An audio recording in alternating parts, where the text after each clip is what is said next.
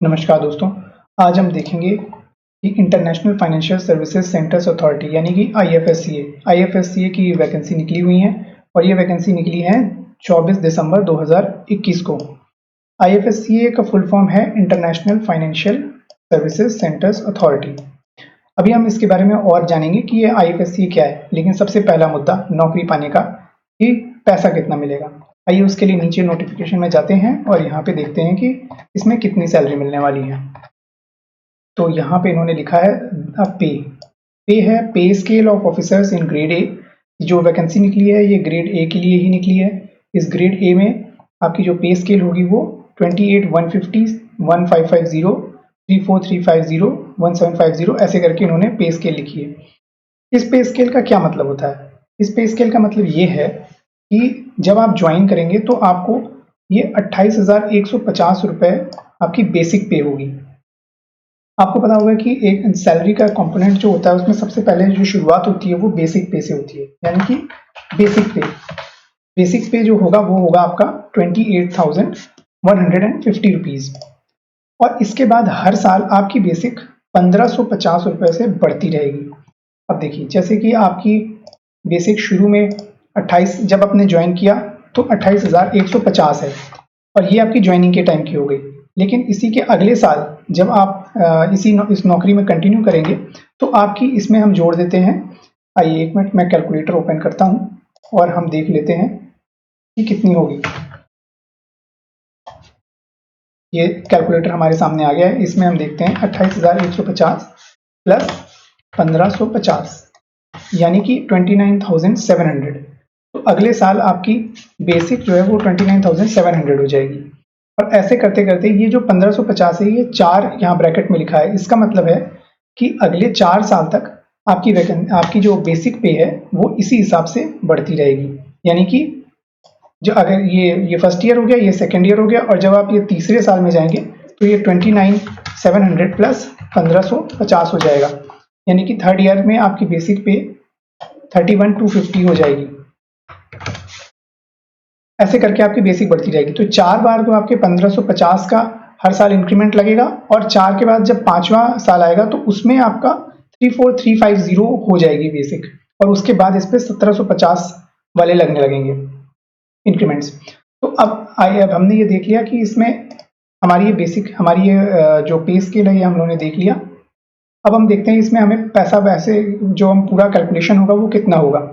तो कैलकुलेशन यहाँ पे नीचे इन्होंने लिखा हुआ है कि ग्रॉस मंथली एमोल्यूमेंट्स जो होंगे, जिसमें कि कई और कंपोनेंट्स होते हैं जैसे grade allowance, special allowance, dearness allowance यानी महंगाई भत्ता, फैमिली अलाउंस, ठीक है, परिवार के लिए भी एक कंपोनेंट होता है वो मिलता है, लोकल अलाउंस और भी बहुत सारी चीजें मिलती हैं।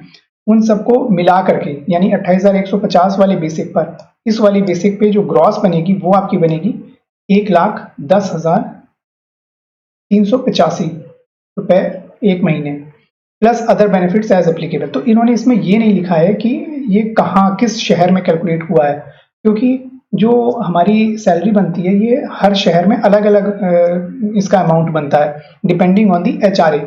आपको एक एचआरए के बारे में पता होगा, सरकारी नौकरी में एक एचआरए का कंपोनेंट होता है जो हाउसिंग आपके घर के लिए होता है कि अगर आप क्वार्टर जो ऑर्गेनाइजेशन है वो अगर आपको क्वार्टर्स या जो एकोमोडेशन है वो प्रोवाइड नहीं करते तो आपको एक एचआरए का कंपोनेंट देते हैं और वो कंपोनेंट हर शहर में अलग अलग होता है, इसलिए आपका ग्रॉस भी हर शहर में अलग अलग सा ही बनता है। अब क्योंकि ये एक नया ऑर्गेनाइजेशन है और इनका हेड ऑफिस हमने यहाँ पे ऊपर हम देख सकते हैं, इनका हेड ऑफिस गुजरात में है, गिफ्ट सिटी गुजरात में, second floor Pragya tower, gift city Gandhinagar Gujarat. तो ग्रॉस जो इसमें ग्रॉस दिखाई है वो वहीं की ही होगी। तो ये हमने देख लिया और बेनिफिट्स इसमें जो यहाँ पे लिखा था plus other benefits as applicable, ये अदर बेनिफिट्स क्या हैं वो यहाँ पे लिखे हुए हैं बेनिफिट्स। अदर बेनिफिट्स में आपको ये एलटीसी मिलेगा, एक इसे शॉर्ट में एलटीसी कहते हैं, लीव ट्रेवल कंसेशन, मेडिकल मिलेगा, आई रिफ्रैक्शन, इन सबके भी आप अपना स्पेक्टिकल्स बनवा सकते हैं, एजुकेशन अलाउंस मिलेगा, फाइनेंशियल डेलीज मैगजीन्स वगैरह के लिए आपको कुछ अमाउंट मिलेगा, वो ग्रांट मिलेगी, ब्रीफ केस मिलेगा। ये सब जो उनकी खुद की स्कीम होगी उसमें आपको हर साल मिलेगा या हर महीने मिलेगा, ये वो लोग जब आप ज्वाइन करेंगे तब आपको बताएंगे।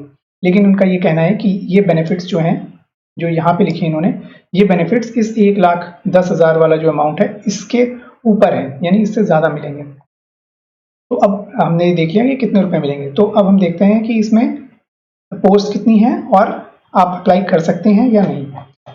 तो यहाँ हम देखने जाते हैं ऊपर जहाँ पे लिखा था पोस्ट का नाम, नेम ऑफ द पोस्ट है assistant manager officer grade A, और इसमें सिर्फ 10 पोस्ट निकली हुई हैं। 10 में 8 फ्रेश वैकेंसी हैं और 2 बैकलॉग वैकेंसी हैं। इसमें अप्लाई करने के लिए सिर्फ वही लोग अप्लाई कर सकते हैं जिन्होंने सिविल सर्विसेज 2020 वाला जो एग्जाम हुआ था, यूपीएससी ने कंडक्ट कराया था, उसका इंटरव्यू दिया हो। अगर आपने इंटरव्यू नहीं दिया, आपने ये फॉर्म भरा था लेकिन आप इंटरव्यू की स्टेज तक नहीं पहुंच पाए, तो आप इस फॉर्म को नहीं भर सकते। अब इसमें अगर आपने इंटरव्यू दिया है तो आप इस फॉर्म को जरूर भरिए। इसमें अब आप इसे अगर भरेंगे कैसे, भरने का तरीका इन्होंने यहाँ पे बताया है। भरने के लिए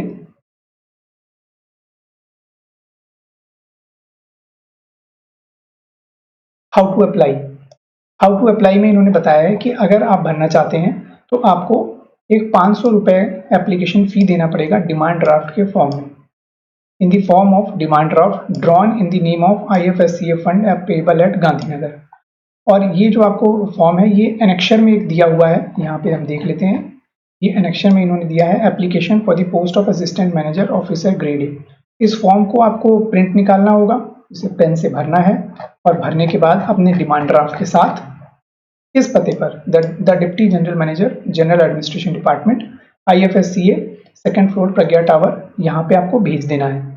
देखिए इसमें इन्होंने यहाँ लिखा है कि application not in prescribed format, या फिर जिसमें डिमांड ड्राफ्ट ना लगा हो, और या वो तारीख जो इन्होंने तारीख बताई है 24 जनवरी 2022 शाम के 6 बजे, इसके बाद अगर उनको प्राप्त होते हैं तो ये वाले फॉर्म रिजेक्ट हो जाएंगे।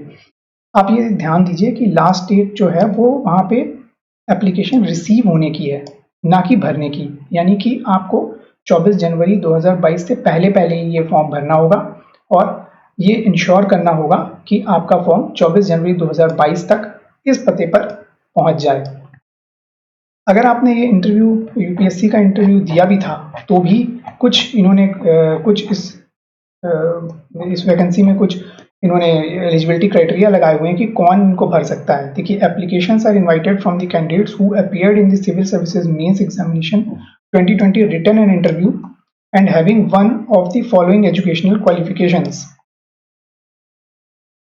यहाँ पे इन्होंने रिटन एंड इंटरव्यू भी लिख दिया है और यहाँ लिखा था candidates who appeared in the interview of civil services examination, लेकिन यहाँ वाला एलिजिबिलिटी ही हम कंसिडर करेंगे। ये रिटन एंड इंटरव्यू का मतलब आप ये मत समझिएगा कि आपने रिटन दिया और इंटरव्यू वाली स्टेज आप रिटन आपने क्वालिफाई नहीं किया तो भी आप इस फॉर्म को भर पाएंगे, ऐसा नहीं है।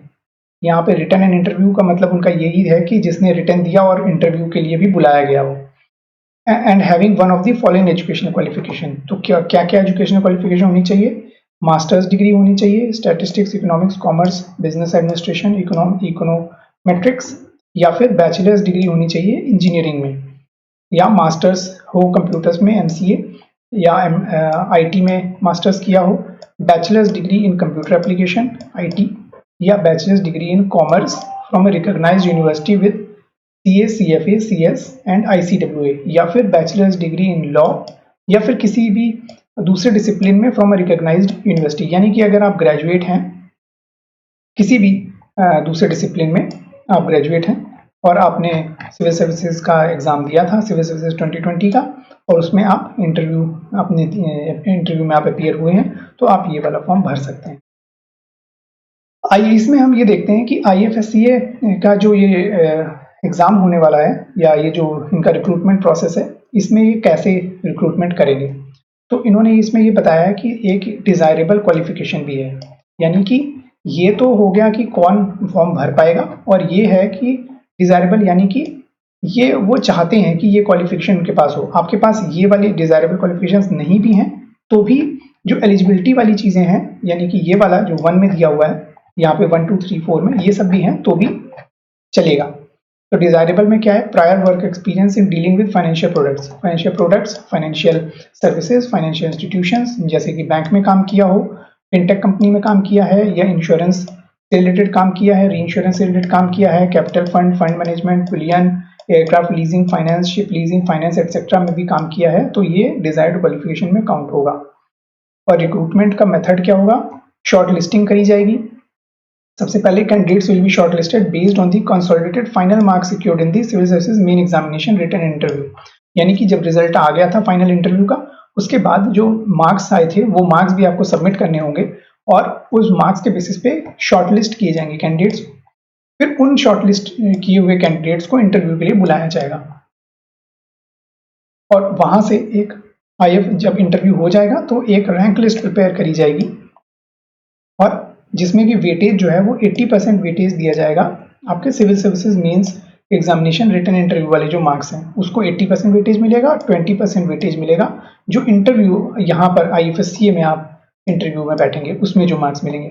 और इस मार्क्स को टोटल करके फिर वो एक अपनी लिस्ट, रैंक लिस्ट बनाएंगे और इससे आपको बुलाया जाएगा। जो कैंडिडेट सेंट्रल या state government PSU autonomous statutory organisation में काम करते हैं उन्हें एक नो ऑब्जेक्शन सर्टिफिकेट भी अपने एम्प्लॉयर से लाना जरूरी होगा। ये सर्विस कंडीशन हमने देख ली। इसमें प्रोबेशन भी है, 2 साल का आपको प्रोबेशन है। अगर आप ज्वाइन कर लेते हैं तो 2 साल तक आप प्रोबेशन में रहेंगे, उसके बाद ये आप कंफर्म एम्प्लॉय बनेंगे, कंफर्म ऑफिसर बनेंगे इस ऑर्गेनाइजेशन के। तो इसमें आइए हम एक ये देख लेते हैं कि आईएफएससीए का एक ब्रीफ देख लेते हैं। आईएफएससीए आखिर है क्या, और ये जो एनेक्शर है यही आपको भर के देना है, जिसमें यहाँ पे आप देख सकते हैं कि क्या क्या चीज़ें हैं। इसमें आपको नाम लिखना है, पिताजी का नाम लिखना है, अपना जेंडर जो सब जगह होता है, डेट ऑफ बर्थ, ये सब आपको सारे डिटेल्स भरने हैं। ये यूजुअली हर जगह मांगे जाते हैं। इसमें अपनी फ़ोटो भी चिपकानी है और यहाँ पे अपने एकेडमिक्स के क्वालिफिकेशंस लिखने हैं, ये सब कुछ लिख करके, और ये आपके ऑर्गेनाइजेशन से कि आपने कहाँ कहाँ काम किया, ये भर के आपको सबमिट करना है। आइए देखते हैं आईएफएससीए जो है, ये आईएफएससीए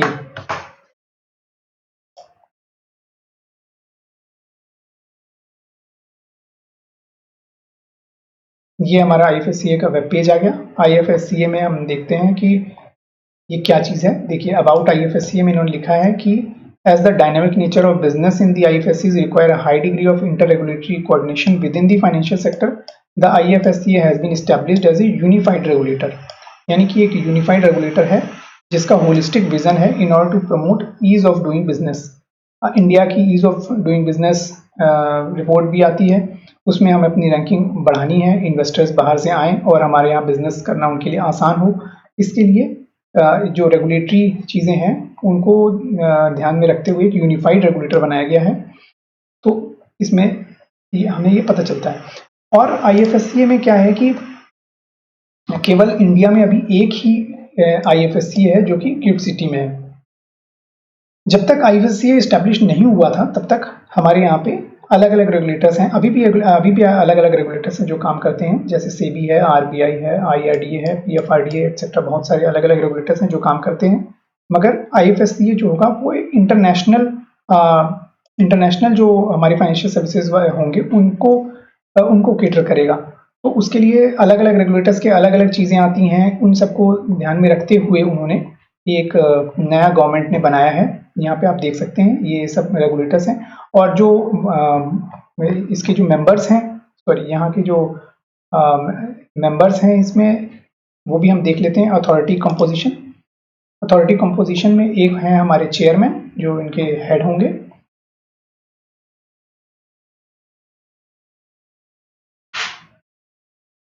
चेयरमैन, अभी ये पेज खुल रहा है,